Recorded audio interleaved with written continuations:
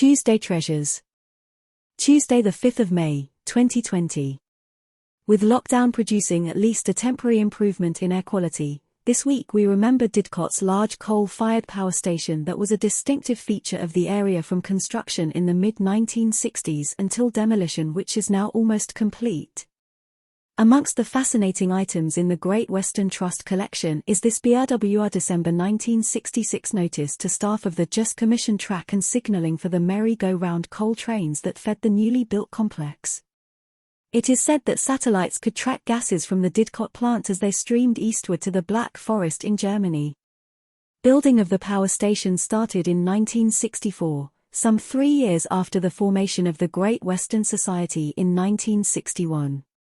Preparations to mark our 60th anniversary in 2021 are well underway, and will include events to celebrate 6 decades of achievement at the Railway Centre, including the preservation of the engine shed complex dating from 1932 and bringing alive the history of the GWR from Brunel to the present day. It is curiously satisfying to think that the colossal structure, which represented modernization and progress back then, has been outlived by an organization that many at a time saw as strange enthusiasts trying to save outdated technology.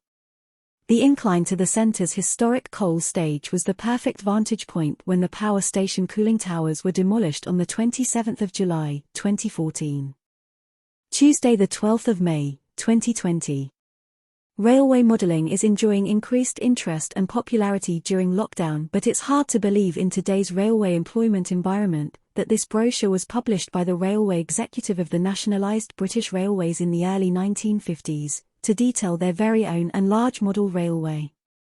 About 30 feet by 15 feet with 6 locomotives, including of course a WR King class engine, multiple passenger train sets for each region and goods stock, signalling and Newtown a modern construct station.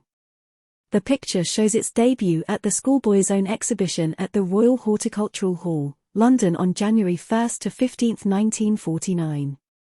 Just look at the large audience of boys, young and old.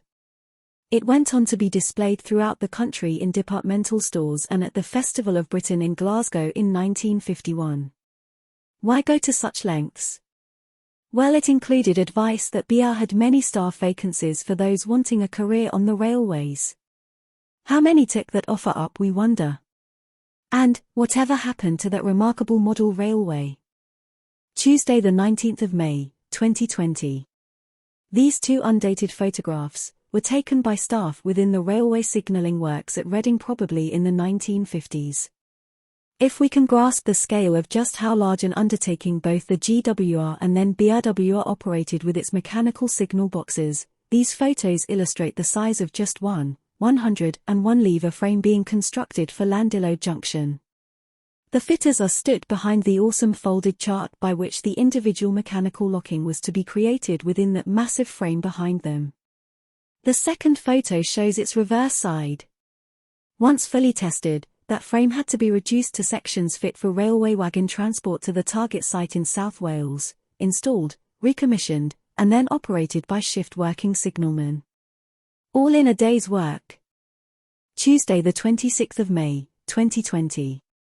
This week is English Tourism Week, and with many of us hoping to plan staycations this year, today's Tuesday Treasures looks back to the days when a portmanteau was the bag you took with you on holiday rather than the type of word used to describe it.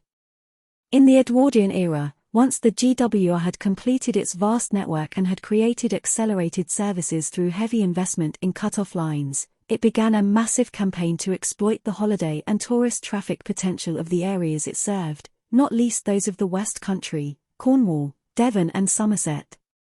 Starting in 1906, it published its Holiday Haunts book annually, which contained both topographical information on the counties and towns and villages covered but also helpful adverts on residential accommodation, from hotels to guest houses. It became so popular that at its peak, circulation approached 200,000 copies, each of 1,000 pages at 6 old pence.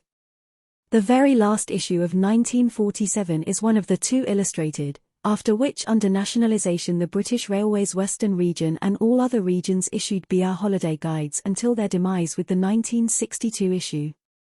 As part of their highly effective publicity drive, the GWR introduced the See Your Own Country First poster, comparing Cornwall with Italy, and their striking logo, the holiday line.